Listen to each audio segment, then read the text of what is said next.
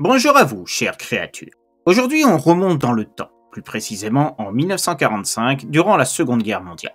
Mais ici, je ne vous parlerai pas de nazis lycanthropes ou de compas fratricides opposant tanks et fantassins sur les landes d'une campagne lugubre remplie de fantômes. Non, là je vous emmène sur un terrain bien plus particulier, l'île de Ramri, au sud de la Birmanie. Une île qui a été le terrain d'un mystère qui divise encore aujourd'hui nombre de spécialistes sur la vérité derrière les morts ayant décimé un bataillon japonais piégé dans les mangroves face à des adversaires aussi inattendus que redoutables. Une île qui se situe en plein cœur des territoires de l'autre monde.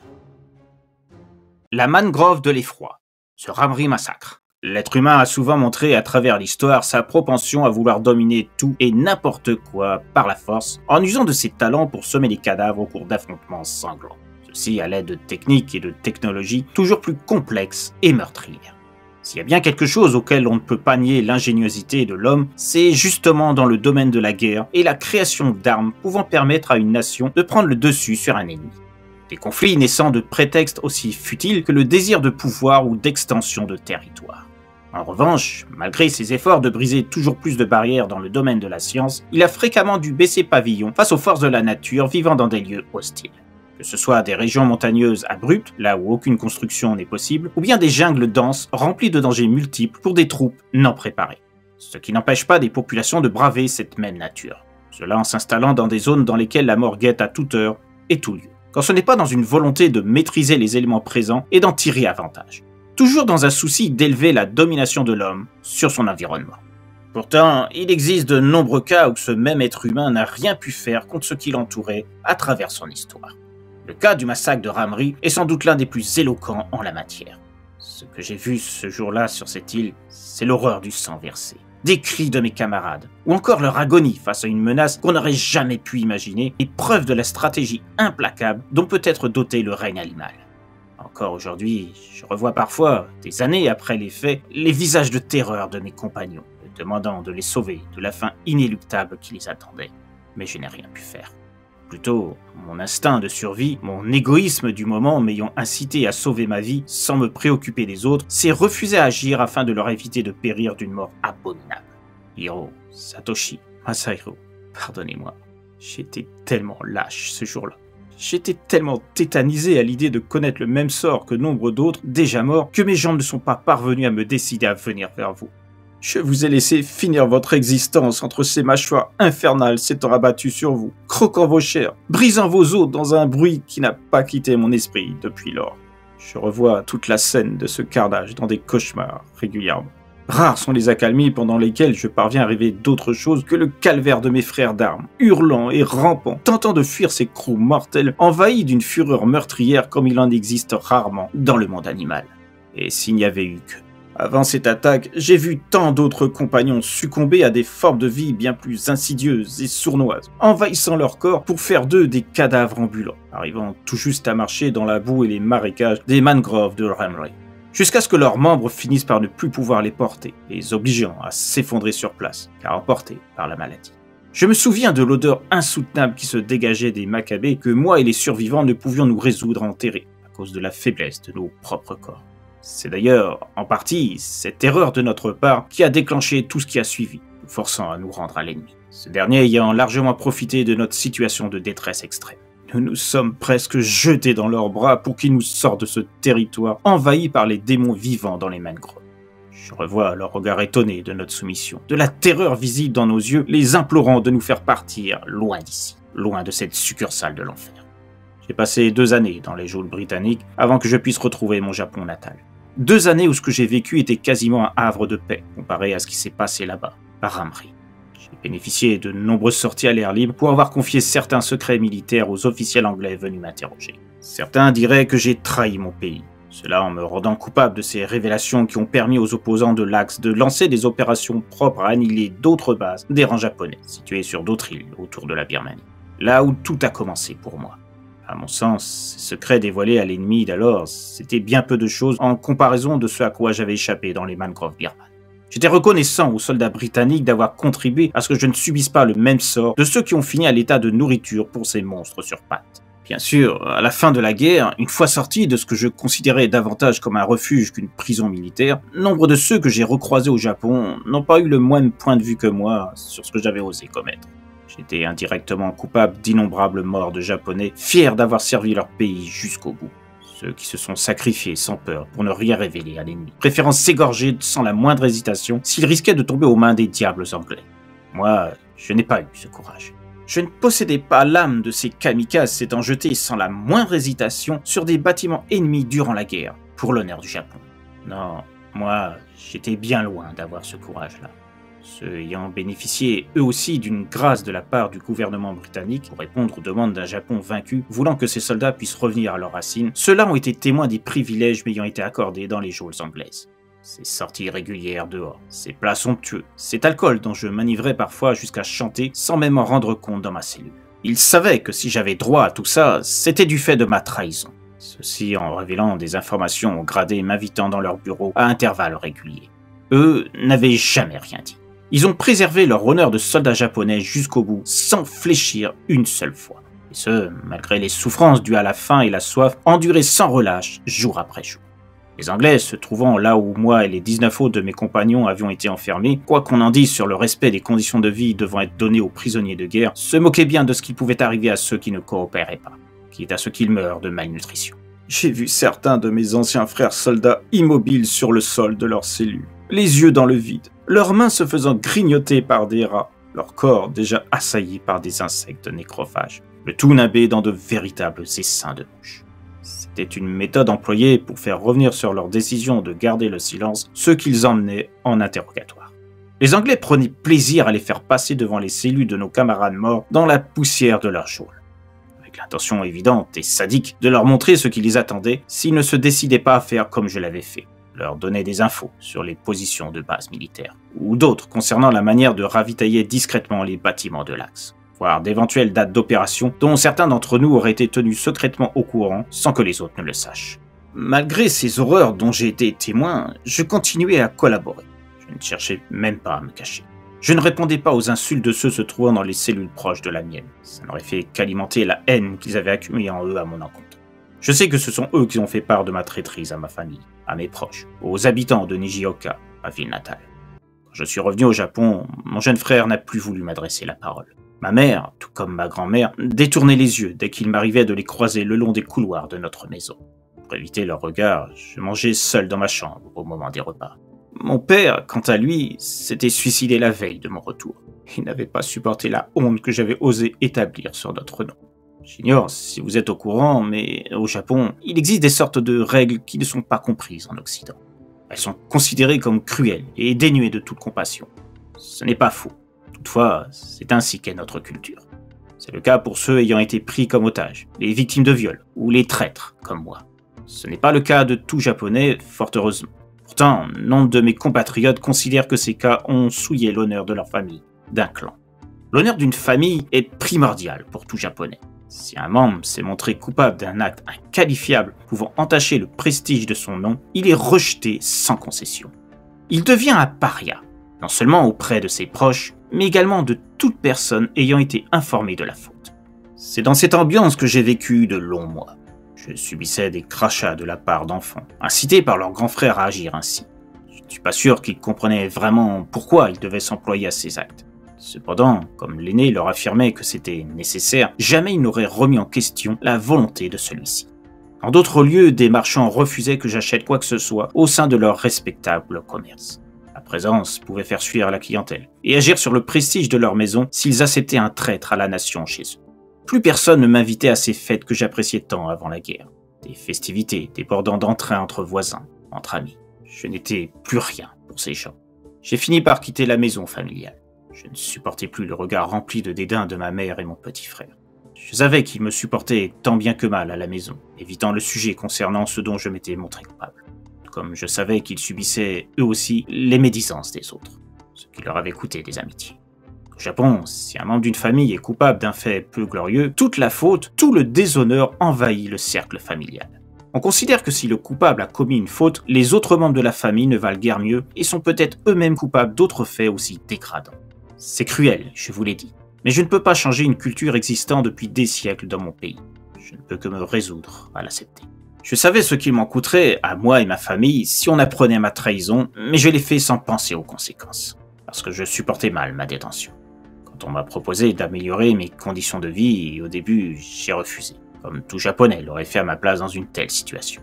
Mais la faim, l'insalubrité, ainsi que d'autres facteurs pénibles à vivre, ont eu raison de ma détermination à me conformer à un honneur qui ne remplissait pas mon estomac. J'accepte ma disgrâce, je l'ai méritée.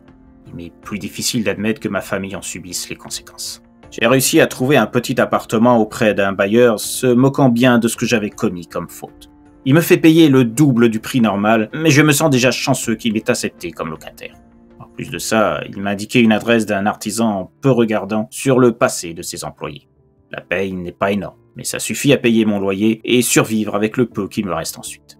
Les repas se composent essentiellement de nouilles déshydratées, ce qu'il y a de moins cher.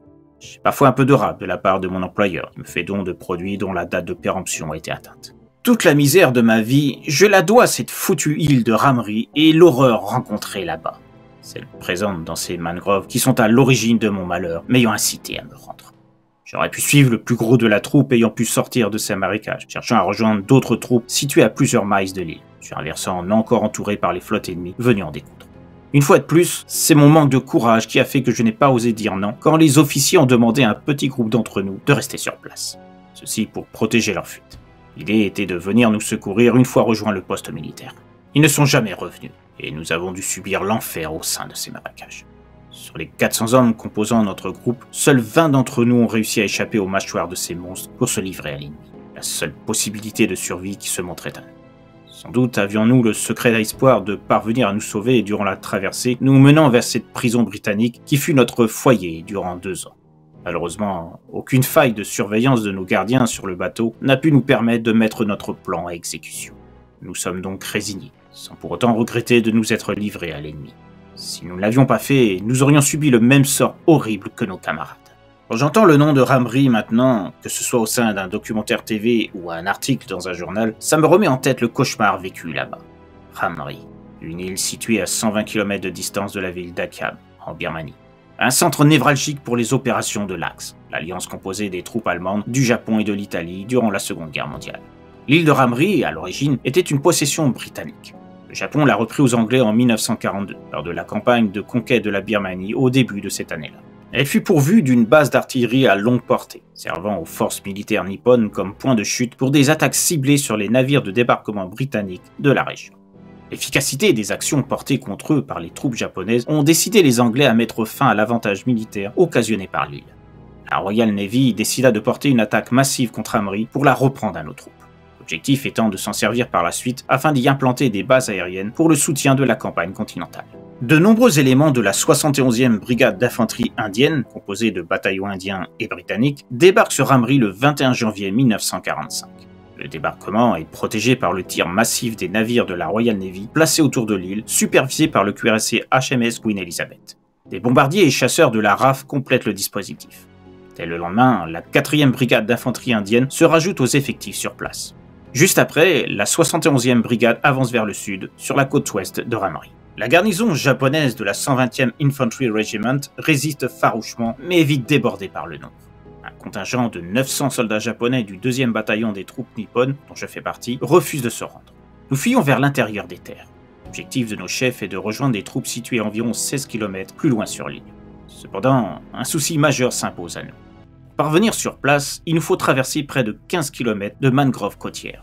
Dans les faits, il s'agit plutôt d'une véritable jungle dont le sol est fait de boue humide, en plus d'être traversé de plusieurs cours d'eau. Un périple rempli de scorpions, d'araignées venimeuses et de nuages de moustiques porteurs de diverses maladies. À l'extérieur de l'île, les navires de la Royal Navy encerclent les mangroves, ce qui ne nous laisse d'autre choix que de continuer sur notre lancée. Nos supérieurs avaient envisagé de sortir de ces lieux inhospitaliers et difficilement praticables pour longer la côte, ce qui nous aurait permis une avancée plus rapide et sûre, mais le risque d'être pris en tenaille était trop grand. Le périple fut terrible. Nous n'avions pas pensé à faire face aux nuées de moustiques qui nous submergeaient, provoquant fièvre et diarrhée auprès d'un grand nombre de soldats.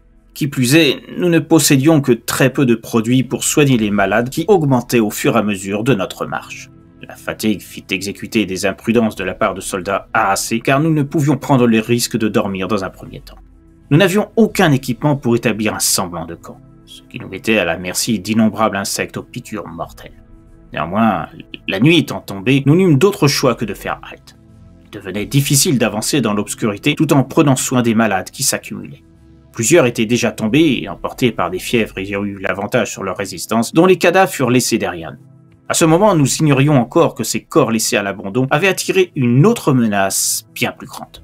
Une menace qui nous suivrait sans que l'on s'en rende compte, cachée au cœur des cours d'eau. Des cours d'eau alimentés par l'océan et nids de créatures marines suivant ce qui leur apparaissait comme un festin à surveiller. Il fut décidé de s'arrêter pour la nuit, pour soigner ceux qui pouvaient espérer s'en sortir avec le peu de produits capables d'atténuer leur souffrance. Nous n'avons pas pensé un instant que nous signions notre arrêt de mort prochain.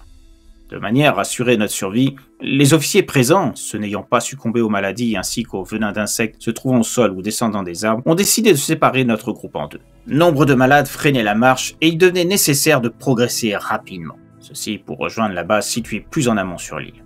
Décision fut prise de garder les soldats les plus résistants pour avancer. Ceux ne montreront pas de signes de fatigue ou de maladies propres à les affaiblir. 500 hommes composèrent donc ce premier groupe pour se diriger vers la base, de nuit, malgré les risques que cela représentait, avec un nombre restreint de torches pour ne pas se faire repérer par les navires positionnés autour de l'île. Des guetteurs sont montés aux arbres pour vérifier les positions des bateaux ennemis afin de s'assurer que des troupes ne cherchaient pas à nous prendre à revers, cela en traversant les mangroves par les côtés. Une fois assuré qu'il n'en était rien, le groupe est parti. Les hauts gradés firent la promesse aux soldats restants de revenir les récupérer avec les soins nécessaires une fois rejoint la base. Les 400 hommes restants, dont je faisais partie, avaient pour directive de tenir le coup le plus longtemps possible, tout en tenant à distance d'éventuelles troupes lancées à la poursuite de notre bataillon. Ce qui était peu probable, car nous avions l'avantage du terrain. Étant en place sur l'île depuis l'implantation de nos troupes sur Amri et entraînés à nous y repérer, nous savions comment et où nous déplacer. Même si les mangroves étaient peu explorées par nos soins lors de nos missions de routine et de repérage, utiliser l'environnement était un jeu d'enfant pour nous tous. Ce qui n'était pas le cas des troupes anglaises, peu habituées à ce type de terrain. Qui plus est, les hommes valides de notre groupe devaient s'assurer de veiller à soigner du mieux qu'ils le pouvaient les nombreux malades, raison pour laquelle le reste du matériel médical nous fut laissé. La première nuit s'est passée sans trop de problèmes majeurs, malgré la perte de plusieurs hommes ayant finalement succombé aux fièvres. Nous nous servions de nos sacs et tenues pour établir des sacs de couchage de fortune réservés aux plus faibles d'entre nous, ceux porteurs de maladies. Des tours de garde étaient mis en place pour veiller à ce que d'autres bestioles ne viennent pas finir le travail des presque mourants pour une partie. Les plus atteints étaient mis à part dans un petit ressac, près d'un cours d'eau proche. C'est le lendemain matin que le cauchemar a commencé. Plusieurs d'entre nous avions entendu des cris venant des lieux où nous avions disposé les mourants. Comme il y avait peu d'espoir de survie les concernant, le fait de les entendre hurler par moments, ça ne nous a pas réellement surpris. Nous pensions que leur agonie provoquait ces cris déchirants. Quelques-uns d'entre nous, durant la nuit, ont bien exprimé le désir d'aller les voir, histoire de décider sur place s'ils pouvaient atténuer leur souffrance, ou du moins leur parler, leur apporter une présence. Ce qu'ils considéraient plus humain que de les laisser crever comme des pestiférés, loin de nous, à plusieurs centaines de mètres de notre simili-campement. Cependant, ceux ayant les plus hauts grades dans notre détachement s'y opposèrent. Ils jugeaient que cela ne ferait qu'accentuer le désespoir des soldats agonisants en voyant la pitié proférée à leur encontre de la part de leurs camarades. C'était la guerre. Nous ne pouvions pas nous apitoyer sur des soldats sur le point de mourir. Le mieux que nous pouvions faire pour leur apporter un semblant de dignité, c'était de leur laisser le choix de leur fin. Chaque mourant possédait un couteau à disposition. Des armes destinées à choisir s'ils voulaient mourir vite, avec honneur, ou s'ils préféraient montrer leur force en luttant contre leur mal. Cela au prix de nombreuses souffrances, autant que leur corps serait capable de tenir le coup.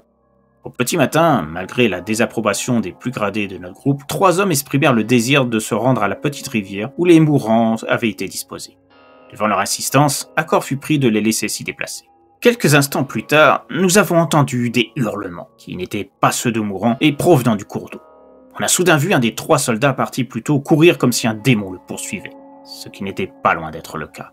L'homme balbutiait, tremblait comme une feuille, montrant la direction de la rivière. Ses propos étaient à peine compréhensibles et une terreur non feinte s'affichait sur son visage. Il disait que des monstres aquatiques avaient dévoré les soldats agonisants. Tous, sans exception. Il précisait que les 2 hommes l'ayant accompagné s'étaient fait attaquer aussi par ces mêmes monstres. Ils avaient omis de se montrer prudents en s'approchant de l'eau, dans le but de sortir ce qui restait du cadavre d'un soldat déchiqueté de part en part. On a eu du mal à calmer le malheureux, totalement affolé, regardant derrière lui. Il nous disait qu'il fallait partir au plus vite, sinon les monstres allaient sûrement venir vers nous. Lui-même avait échappé de peu au même sort que ses compagnons attaqués là-bas. On ne s'en est pas aperçu immédiatement, car absorbé par des propos incohérents que moi et le sergent Naito tentions de déchiffrer, mais sa jambe droite était en sang. Une grosse partie de chair manquait, des traces d'une énorme morsure. Le sergent et moi nous demandions même comment ce soldat avait fait pour parvenir jusqu'ici avec une telle blessure. La peur donne des ailes, dit-on. L'adrénaline, la terreur de ce qu'il avait vu, l'instinct de survie, c'était ce qui avait dû lui faire oublier sa blessure et permis de revenir jusqu'à nous. À peine avait-il fini de parler, en partie à cause de sa gorge qui s'était asséchée à force de parler en boucle presque sans s'arrêter, qu'il finit par tomber au sol, hurlant et se tenant la jambe blessée. La plaie de celle-ci s'était refroidie, ce qui expliquait qu'il ne commençait à ressentir la douleur que maintenant. Pendant que le sergent et moi tentions de calmer comme on pouvait le soldat, tout en demandant à un de nos camarades d'apporter des bandages et de quoi arrêter le flux de sang parmi ce qui nous restait de produits médicaux, on a soudain entendu un autre hurlement, puis un autre, et encore un autre. Ça venait de partout, tout autour de nous. C'est là qu'on les a vus. Les monstres dont venait de nous parler le soldat. Des crocodiles. Des crocodiles marins, pour être précis. Il y en avait des dizaines s'attaquant aux soldats allongés près des arbres, à plusieurs extrémités de la petite clairière moins beuse qu'ailleurs où on s'était installé. On ne les avait même pas entendus s'approcher. Ils avaient sans doute profité des feuillages pour se faufiler. Certains venaient bel et bien en direction de la rivière plus loin. Mais d'autres semblaient directement venir de la mer proche, au-delà du mur de végétation formé par la mangrove. Une vision d'horreur se montrait à nous, le sergent et moi. Les crocodiles s'attaquaient aux hommes les plus à même de ne pas pouvoir leur opposer de résistance, arrachant une jambe pour l'un, plongeant leur gueule sertie de dents aussi tranchantes que celle d'un requin pour un autre, ou se délectant d'organes internes pour un troisième, après avoir croqué à pleine mâchoire le ventre du malheureux. Cela en perforant sa tenue militaire avec une force incroyable, comme s'il s'agissait de papier mâché.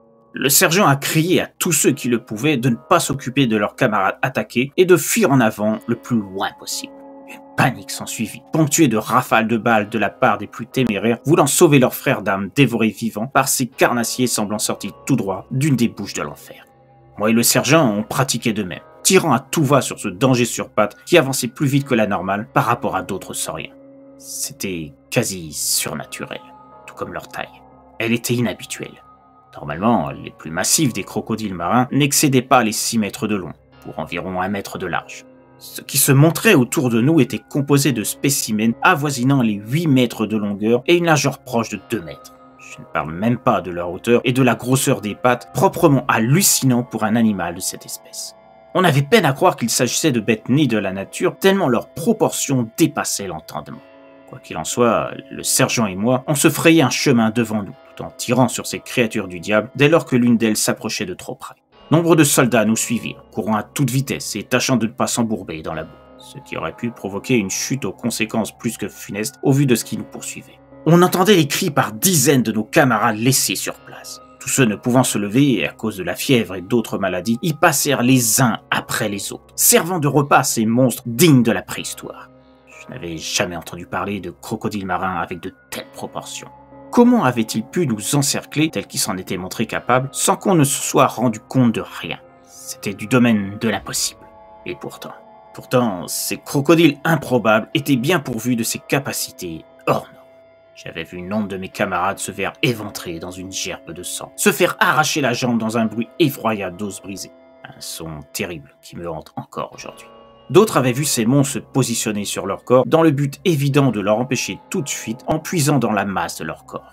Leur vitesse d'attaque était hallucinante, comme le degré de leur férocité.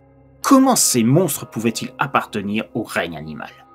Même leurs mâchoires étaient inhabituelles pour des bêtes de cette espèce. Ils avaient 3 rangées de dents. Ça ne pouvait pas exister des crocodiles comme ça. Par ailleurs, je me surprenais à me demander si ces aberrations de la nature n'étaient pas dues à un phénomène géologique maritime non encore découvert par la science. Un séisme sous-marin ayant provoqué une faille et libérant une toxine à même de provoquer une mutation peut-être, ou bien le fait de la main de l'homme. Il n'était pas à exclure qu'une arme bactériologique était à l'origine de ça. J'avais entendu des rumeurs sur les travaux de l'unité 731, dirigée par Shiro Ishii, qui avait conduit à des tests sur l'armée soviétique en 1939 et sur celle chinoise il y avait quelques mois de cela. Sans compter le largage aérien opéré sur la région du Mandchoukuo, ce qui avait généré des milliers de victimes atteintes par des bacilles d'hybrides de peste, de choléra et de typhus. Était-il possible que d'autres tests aient été commis en mer et que cela ait occasionné une intoxication de certaines espèces marines au point de provoquer des mutations non contrôlées, comme ces crocodiles par exemple?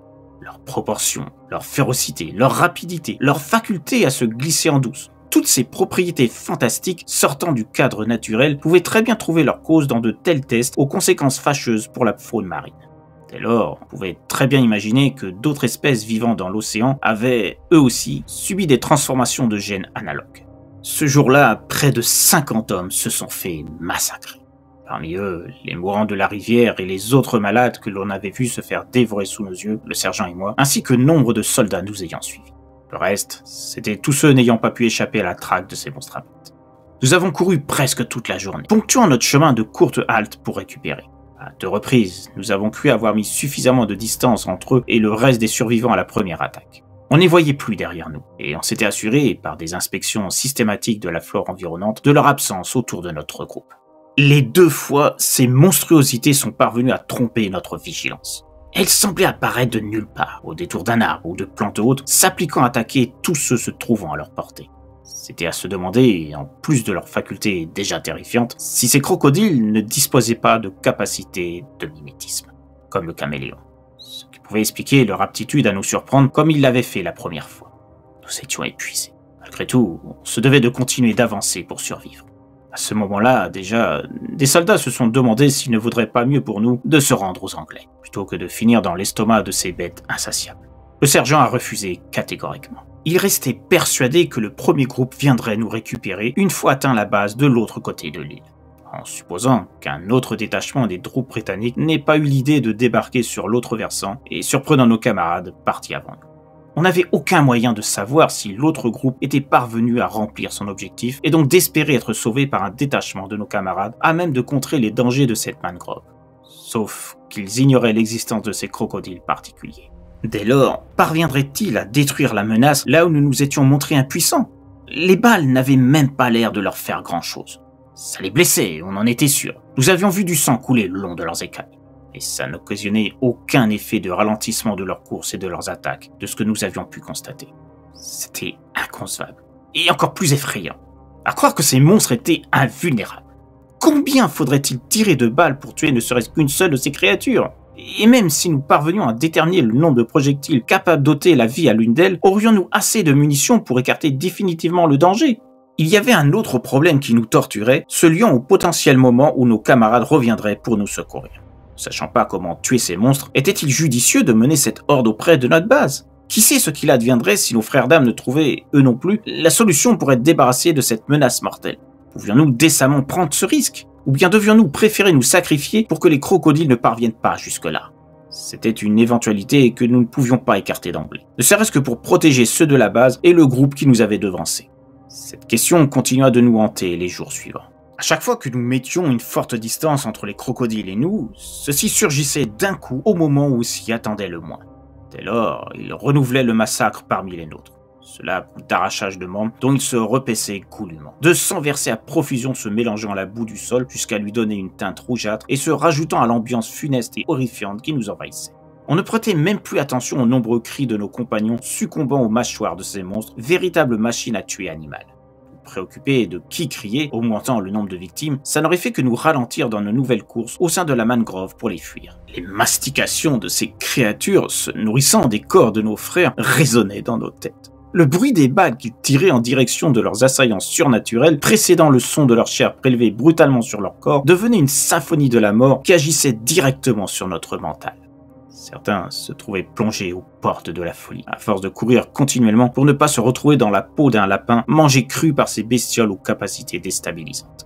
D'un coup, ils s'arrêtaient de suivre notre groupe, fuyant toujours plus loin, lâchaient leurs armes au sol, se mettaient à genoux, plaçaient leurs bras en croix et s'offraient, littéralement parlant, à leurs bourreaux qui se ruaient sur eux et les dévoraient sur place dans une frénésie sanglante, ternissant un peu plus la flore de la mangrove. Le 3e jour, le sergent est devenu victime à son tour de cette mort qui marche. Lui aussi a craqué. Lui aussi a décidé de laisser ces crocodiles de l'enfer manger son corps sans leur opposer la moindre résistance. Détruit psychologiquement par cette poursuite sans fin où notre ténacité était mise à trop rude épreuve pour en ressortir indemne mentalement. À ce moment, nous n'étions plus qu'une trentaine de soldats. J'étais le plus gradé de mes compagnons. Le sergent n'était plus là pour refuser la solution qui pourrait nous permettre de nous en sortir vivants, à savoir se rendre. Néanmoins, pour sortir de la mangrove et espérer se faire voir par les Anglais, ce qui pouvait aussi se terminer en fiasco et nous donner encore plus en pâture face à d'autres crocodiles nous attendant de l'autre côté, il nous était indispensable de traverser les feuillages nous séparant de la côte. Nous nous sommes concertés, et mes compagnons m'ont tous fait confiance sur la marche à suivre. De toute façon, il n'y avait pas d'autre plan pouvant nous assurer un pourcentage valable de survie. Nous devions renoncer à l'idée même de rejoindre à notre tour la base. Vu le chemin que nous avions parcouru, vu le nombre de jours s'étant déroulés depuis le départ du premier groupe, il devenait de moins en moins certain que nous puissions voir débarquer nos camarades pour nous rapatrier à la base. Non, les choix étaient restreints pour que nous restions en vie. S'avancer encore plus dans la jungle de cette mangrove serait un pas supplémentaire vers une mort assurée. Alors, nous avons pris ce qui nous restait de courage à bras-le-corps et nous sommes enfoncés dans la flore tout aussi inhospitalière que ses habitants, minuscules comme légèrement plus imposants, en direction de la mer. Nous avons subi une nouvelle attaque durant cette traversée hasardeuse. Pourtant, nous avions renforcé notre vigilance, après avoir mis le double de distance entre les crocodiles et nous depuis le sacrifice du sergent. En plus de cela, avant même de nous aventurer au travers des plantes, on avait veillé à vérifier tout mouvement pouvant indiquer la présence de ces monstres, se révélant être des champions de l'infiltration. Malgré ça, malgré nos précautions, ils sont apparus de la même manière que les autres fois. Soudainement, rapidement, implacablement. En plus de leur possible faculté de mimétisme, nous étions en droit de nous interroger sur un autre fait presque flagrant. La possibilité pour eux de se téléporter. Au point où on en était, tous les scénarios, même les plus improbables et du domaine de la science-fiction pure, pouvaient se révéler possibles.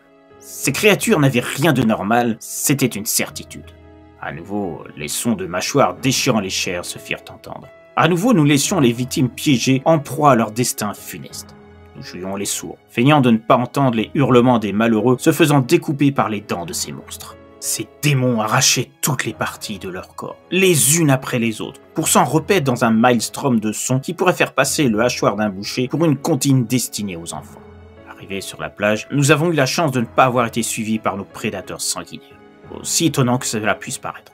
Visiblement, la dizaine de corps dévorés avait suffi à nos poursuivants affamés en permanence, dont l'appétit était aussi inexplicable que ne l'étaient leurs diverses capacités, qui allaient au-delà de la compréhension humaine en termes d'étude du règne animal. L'un de nous a eu la meilleure idée qui soit en m'indiquant posséder dans son sac une fusée de détresse. J'ignore pourquoi il avait eu l'idée d'emmener ça avec lui quand nous avons fui les affrontements contre les Anglais sur le versant nord de l'île. Mais franchement, sur le moment, ça n'avait aucune espèce d'importance. Il a tiré la fusée. Au bout de quelques instants, une chaloupe a été mise à la mer et une embarcation est venue nous cueillir. Vous n'imaginez même pas à quel point le temps de la traversée de ceux que nous considérions comme des sauveurs nous sembla long. Nous étions dans la crainte que les crocodiles ne leur laissent pas le temps d'arriver, qu'ils dévorent ce qui restait de notre unité avant notre sauvetage. Au moment où les soldats britanniques ont débarqué sur la plage, ce sont des soldats japonais exténués qu'ils ont trouvés. Nous étions à genoux, remerciant les dieux anciens de nous avoir permis de quitter cette île maudite. Le reste, vous le savez déjà. Je vous ai tout détaillé auparavant dans ce récit. Je pense que vous comprenez un peu mieux le sentiment de trahison qu'ont ressenti les rescapés à mon encontre par la suite. Ils m'avaient fait suffisamment confiance pour me suivre, pour accepter de se rendre, persuadés que c'était la meilleure chose à faire. Pour autant, à leurs yeux, j'étais un soldat japonais. Même si nous avions dû nous résigner à demander l'assistance des Anglais, ils restaient nos ennemis. Ce qui fait que, quand je les ai trahis, en révélant tout ce que je savais pour obtenir plus de confort, sans m'offusquer en voyant les corps de ceux d'entre nous qui avaient succombé pour ne pas trahir notre peuple, notre nation, forcément, ils l'ont très mal pris. De sauveur de leur vie, j'étais passé au statut de la pire ordure qui soit.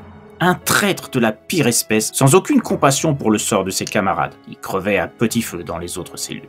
En plus de moi, à l'issue de ces 2 ans de détention, seuls 5 de mes camarades ont survécu. L'un d'eux vit dans un petit village proche de ma cité. Ce doit être lui qui a divulgué la nouvelle de ma traîtrise auprès de mes proches et des commerçants.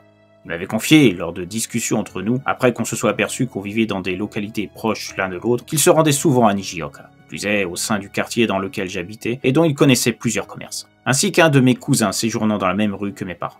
Que ce soit lui ou un autre, peut m'apporter après tout. Je ne pouvais pas lui en vouloir de m'avoir trahi à son tour. J'avais fait bien pire, en me rendant complice des Anglais vis-à-vis du supplice subi par mes anciens compagnons. Voilà, vous connaissez tout de mon histoire. Celle qui a détruit ma vie de toutes parts et fait de moi un paria aux yeux des miens et de bien d'autres. Tout est parti de Ramri, et le mystère demeure la concernant.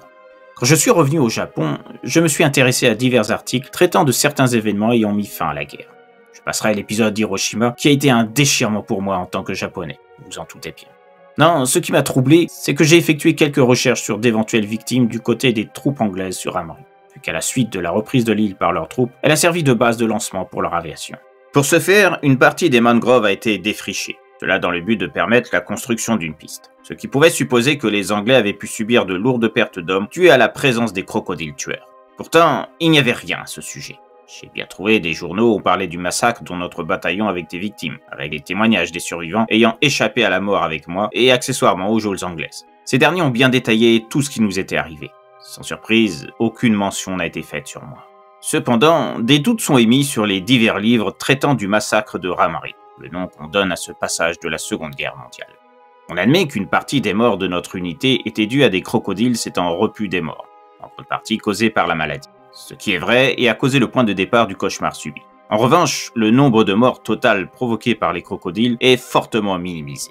Il est dit que s'il y a bien eu un grand nombre de soldats dévorés par ces bêtes, ce qui représente le plus grand nombre de victimes tuées par des sauriens de l'histoire en un territoire et un délai restreint, il est aussi précisé que les soldats étaient morts probablement bien avant l'attaque des crocodiles. Ceci en se basant sur des élocutions de spécialistes des sauriens, doutant que des crocodiles marins aient dévoré autant de corps. Ce qui va à l'encontre de cette espèce qui ne tue et ne dévore pas plus que ce que leur estomac le leur permet. Ça, c'était valable pour des crocodiles dits classiques. Mais ceux présents sur Ramari n'avaient rien de normal.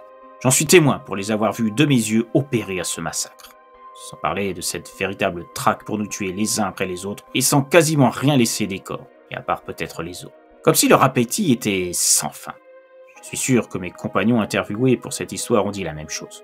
Mais on a ignoré cette partie du récit, volontairement. Bien évidemment, les différentes facultés de ces monstres ont été complètement effacées. Rien n'est dit sur leur taille, leur résistance, leur rapidité ou leur propension à utiliser l'environnement pour surprendre leur cible. Ce que je soupçonne être du fait de mimétisme, ainsi que, bien que je monte plus réservé sur cette possibilité appartenant au fantastique, de téléportation. Plus étonnant encore, en dehors de notre unité, aucune autre mort après ça n'a été à déplorer. Pire, il n'a été trouvé nulle part de crocodile sur Ramari. Bien que les scientifiques ne remettent pas en cause la véracité des propos des témoins que sont les rescapés interrogés, il n'existe aucune preuve concrète de la présence des crocodiles. Aucun corps des soldats n'a pu être retrouvé, alors qu'une grande partie de la mangrove a été rasée pour laisser place à une piste pour avion de la part de la Royal Navy. Ce qui veut dire qu'une éventuelle autopsie des cadavres n'a pu être pratiquée. Cela pour confirmer la thèse des crocodiles se trouvant sur place. Leur présence, suivant les dires de ces livres, n'a été évoquée que par mes compagnons. Les auteurs des ouvrages considèrent carrément que tout est une invention de leur part et que les soldats de notre bataillon sont simplement morts de malnutrition et de maladies, les ayant quasiment tous décimés. Et à part les 20 rescapés emprisonnés par les Britanniques par la suite. Aucune trace des crocodiles depuis sur Ramari. Quant à moi, pas un seul journaliste n'a cherché à me contacter pour donner ma version de l'histoire. Je suppose que mes anciens camarades, ceux qui ont été approchés par les auteurs de ces articles, se sont arrangés pour que le traître que j'étais ne puisse jamais bénéficier de l'honneur d'être interviewé. Ce qui est aussi bien. Mon nom affiché sur un article aurait été mal perçu de toute façon. Cela aurait accentué le discrédit sur ma famille qui n'a pas besoin de souffrir davantage de mes erreurs. Je sais que je ne suis pas fou. J'ai vu ces crocodiles. J'ai vu les horreurs dont ils ont été capables, le sang qu'ils ont versé. La chair qu'ils ont arrachée à mes frères d'armes, la peur qu'ils ont provoquée dans nos rangs en nous traquant, comme un tueur à gages poursuit la cible de son contrat. Ces crocodiles existent. Soit on veut faire croire qu'ils ne sont qu'une affabulation, suivant ainsi un objectif qui m'échappe, peut-être pour cacher l'existence de tests interdits sur la faune marine, soit ces bêtes ont disparu sciemment de la circulation et ont migré ailleurs. Mais aussi intelligentes soient-elles, et je peux certifier qu'elles le sont pour avoir constaté leur talent de stratège hors pair, comment ont-elles pu faire disparaître tous les corps, os compris? On nage en pleine science-fiction, et je refuse qu'on me sorte un truc du genre, peut-être que les maladies ont causé des hallucinations propres à faire croire à la présence de crocodiles. Les registres de l'armée japonaise existent pour prouver que le 120e Infantry Regiment a bien été réel et qu'il a officié sur l'île de Ramari. Ça, ce n'est pas une fable, c'est la pure vérité. Tout comme l'ont témoigné les hommes faisant partie du premier groupe de notre bataillon qui n'a finalement pas pu revenir nous secourir, car capturés à leur tour par la Royal Navy en arrivant à la base se trouvant à l'autre bout de Ramari. Les articles évoquent une disparition non expliquée véritablement de 380 hommes sur 400 d'un bataillon japonais sur cette île, sans chercher plus loin. Même s'il n'exclut pas la possibilité de la présence de crocodiles marins pouvant expliquer la disparition des corps, car tous dévorés, il ne confirme pas pour autant leur réalité. Ceci en précisant qu'aucune preuve n'atteste de leur supposée existence. J'ai fini par cesser de lire ces articles, se copiant les uns les autres et faisant passer mon histoire pour une légende de guerre non avérée. C'est quelque chose qui n'est plus vraiment primordial. Je sais ce que j'ai vu et vécu, et par moments, j'aimerais autant l'oublier. Par conséquent, si personne n'y croit, est-ce vraiment si important? Je garde aussi le souvenir de ce jour par mes cauchemars récurrents, même s'ils ont tendance à se raréfier depuis quelques mois. L'âge peut-être, je n'en sais rien. Vous établirez votre propre avis sur mes révélations de ce qui s'est réellement passé sur Ramri en janvier 1945. J'espère juste que ces crocodiles ne servent pas les dessins de personnes ayant, une fois de plus, joué à Dieu en créant ces monstres. Cela en les ayant volontairement testés sur cette île, en nous utilisant, moi et mes camarades, comme cobayes. Le fait que la Royal Navy confirme uniquement les cris poussés par les soldats de notre unité, qu'ils ont entendus à partir du pont des navires entourant l'île, et rien d'autre, ça ne fait que renforcer mon sentiment que quelqu'un cherche à brouiller les pistes. Je ne sais pas s'il s'agit des Anglais ou d'une continuité, comme je l'ai évoqué dans mon récit, des travaux de Shiro Ishii. Parfois, il vaut mieux ne pas savoir. Je préfère garder le souvenir lointain de tous ces hommes qui ont partagé mon quotidien de militaire et en souhaitant le plus possible que ces crocodiles ne ressurgissent pas un jour ailleurs dans le monde, prêts à commettre un nouveau massacre comme celui de l'île de Ramri. Comme je vous l'ai dit en intro, le mystère du massacre de l'île de Ramri divise toujours aujourd'hui les historiens et les spécialistes du monde animal. Bon, j'ai pas mal arrangé les angles de la vérité historique pour cette histoire, pour renforcer son côté creepy et inexplicable, comme vous pouvez vous en douter. Mais reste que l'histoire de ce bataillon anéanti par les forces de la nature sévissant dans les mangroves de cette île sont bel et bien réelles. Il a été attesté que des crocodiles marins ont dévoré plusieurs corps de ces pauvres soldats dépassés par la situation. Crocodiles qui ont profité d'un bras de mer reliant l'océan aux nombreux cours d'eau traversant ces mangroves, véritable enfer vert où ils étaient loin de représenter les seuls dangers. Comme relaté dans mon histoire, les soldats ont d'abord dû affronter des dizaines d'ennemis aussi petits que redoutables. Araignées venimeuses, serpents et surtout nuées de moustiques vivant par milliers dans ces marécages, dont les nombreuses piqûres sur ces soldats tentant de se frayer un chemin dans cette jungle ont entraîné des conséquences calamiteuses. On suppose que la majorité des soldats ont succombé à diverses maladies colportées par ces moustiques. Les fièvres, diarrhées et autres incommodités se sont rajoutées à un climat humide et ont favorisé la profusion de bactéries pour ces soldats ne pouvant avoir un niveau d'hygiène capable d'empêcher le pire. C'est tout ça qui est raison de ces soldats, bien avant que les crocodiles se mettent à encercler les survivants épuisés par la chaleur étouffante régnant au sein de cet environnement hostile et néfaste. Les sauriens ont certes attaqué, mais comme dit dans le récit, le crocodile marin n'attaque que s'il a faim et ne mangera jamais plus qu'il en a besoin. Chaque spécimen se trouvant dans les mangroves n'a sans doute dû se contenter que de la viande de quelques soldats parmi les plus faibles et donc incapables de se défendre, en plus de ceux déjà terrassés par la maladie ou le venin des araignées et serpents pullulant dans la mangrove. Toutefois, les crocodiles, appâtés par l'odeur des cadavres parsemant le parcours du deuxième groupe, tentant tant bien que mal de survivre et espérant le retour de leurs 500 camarades partis en avant, se trouvaient être une véritable colonie de centaines d'individus. Vous imaginez bien le carnage qui peut résulter de ce nombre face à des soldats n'ayant plus la force de se défendre contre un tel ennemi surgissant de partout à la fois et, qui plus est, particulièrement tenace. Malgré tout, ce qui a surtout tué les soldats, ce sont ces insectes porteurs de mort ayant agi juste avant que les sauriens ne se rendent compte de la présence d'un véritable buffet. Quand les crocodiles ont commencé à attaquer, ils n'ont probablement pas eu à faire beaucoup d'efforts pour dévorer des soldats en partie déjà morts. La panique de la présence des sauriens, en plus du stress engendré par les maladies, a vraisemblablement agi sur le mental des soldats. Il n'est pas impossible de penser que certains d'entre eux se soient entretués à cause d'hallucinations dues à la fièvre. Comme vous voyez, le rôle véritable des crocodiles s'est sûrement limité à manger les cadavres. Peu se sont employés à attaquer directement les soldats plus ou moins valides restant encore debout. Mais tout ça ne reste que des suppositions avancées par les spécialistes de ces bêtes. Les 20 rescapés s'étant sortis vivants de la mangrove et s'étant rendus aux forces britanniques dans des états déplorables, délirants car submergés par la fièvre, ont donné leur version de ce qui leur était arrivé, indiquant avoir subi les attaques de ces crocodiles par centaines. Leur vision des choses a sans doute été altérée par des troubles de la vision déclenchés par leur état, leur faisant voir autre chose que la réalité, mais ça n'explique pas tout. Car il ne reste pas moins qu'ils ont été les seuls à s'en sortir et que personne n'a été vérifié dans la mangrove ce qu'il en était, par crainte de tomber sur ces crocodiles affamés et décrits comme des démons par les soldats survivants. Ce qui alimente le mystère de ce qui s'est réellement passé dans la mangrove. Alors, les coupables sont-ils les insectes et les maladies bien plus que les crocodiles ? De toute façon, les cadavres restés sur place ont sûrement fini par être dévorés l'un après l'autre dans les jours qui ont suivi. Le reste a pourri inexorablement en se fondant dans la boue et la végétation jusqu'à devenir des squelettes. On a déjà vu des prédateurs adopter des modes de vie et de chasse inhabituels suivant les régions et les conditions climatiques. Il est tout à fait possible que ces crocodiles faisaient partie d'une communauté ayant des mœurs autres que ce qu'on connaît habituellement de cette espèce du fait de leur environnement particulier. On ne le saura sans doute jamais, à moins de tenter le diable en se rendant également au cœur de cette mangrove infernale, sans grand espoir de survivre pour décrire le comportement de ces crocodiles marins au sein de leur territoire.